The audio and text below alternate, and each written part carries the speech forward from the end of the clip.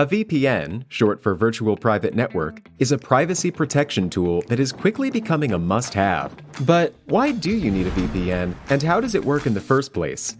A VPN helps your data travel through the internet safely, without big companies or cybercriminals being able to spy on your online activities.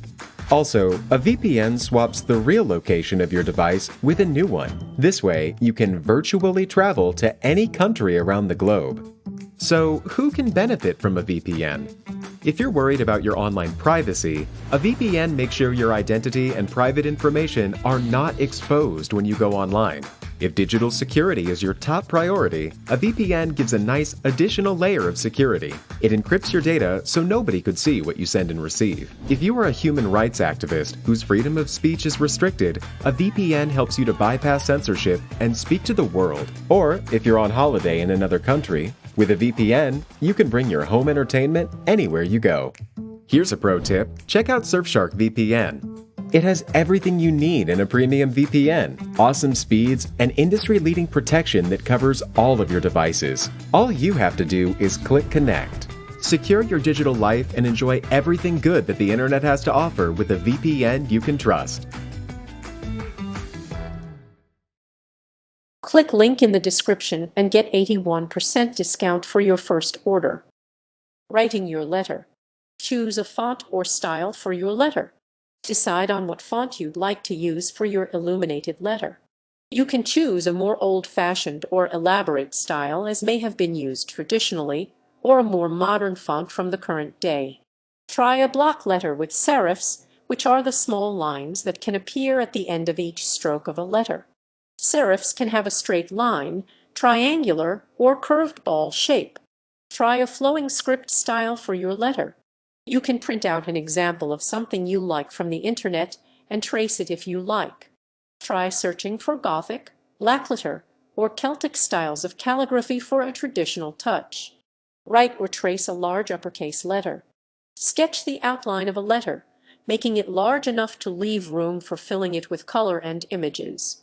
Write your letter freehand, or use a pre-made font for inspiration or tracing. Use a ruler to sketch faint guiding lines if you want to keep the lines of your letter straight and precise. You can erase them later when you no longer need them.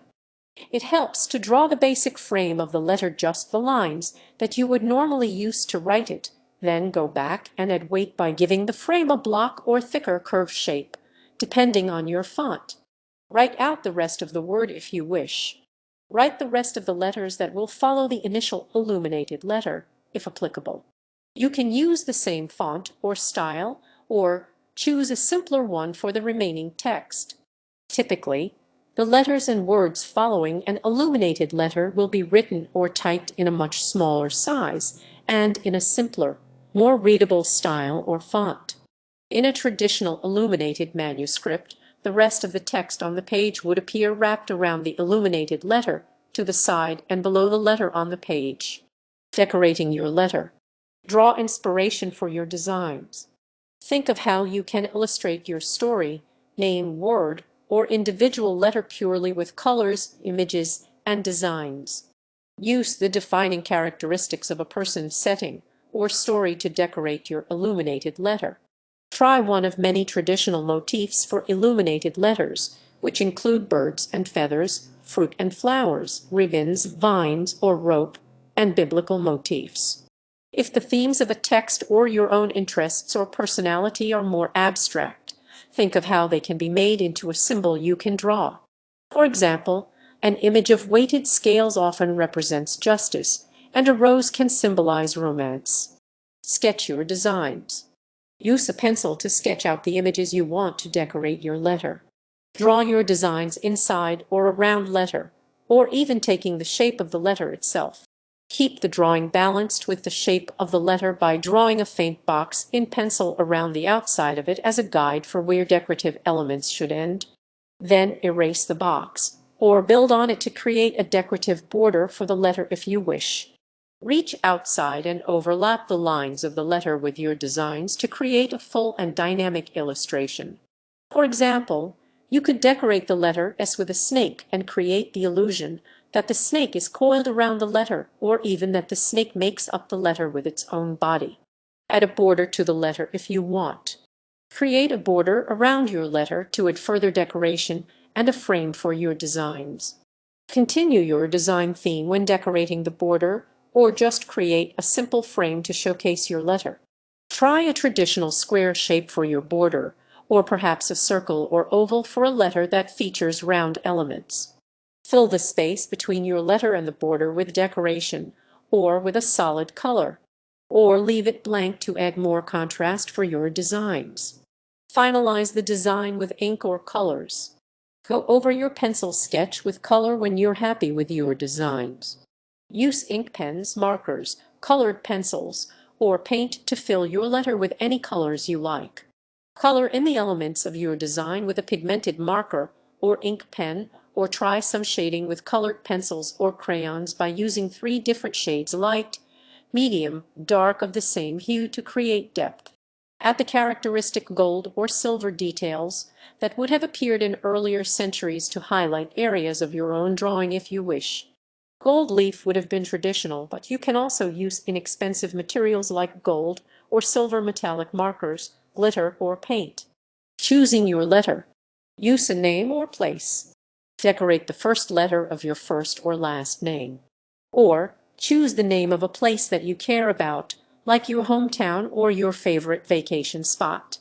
Start thinking about how you might decorate an illuminated letter for your own name with things that interest you and colors you like. The first letter of a place name could feature landmarks or other images from that place. You can also illuminate the first letter of a friend or family member's name and give your design to them as a nice gift. Take the first letter of a story. Use the first letter of a story you wrote or one from your favorite book. Illuminate just the first letter on the first page or one at the beginning of each chapter or section. Think of the characters, images, or scenes contained in the story or chapter to start planning how you'll decorate the first letter. Maybe animals, plants, landmarks, or weather will feature in your design. Or maybe you will only use abstract shapes and lines to illustrate the feeling of the story. Instead of drawing a character in the story, think of how you could draw the interests of that character or components of their life for your letter decoration. Try an illuminated alphabet. Decorate each letter of the alphabet as a fun way to create a unique design for each letter. This can also be a great way to practice making illuminated letters of all kinds. Try creating each illuminated letter with images that begin with that letter. For instance, you could decorate the letter with apples, alligators, and airplanes. This can be a great project for teachers or parents of children beginning to learn their letters and words.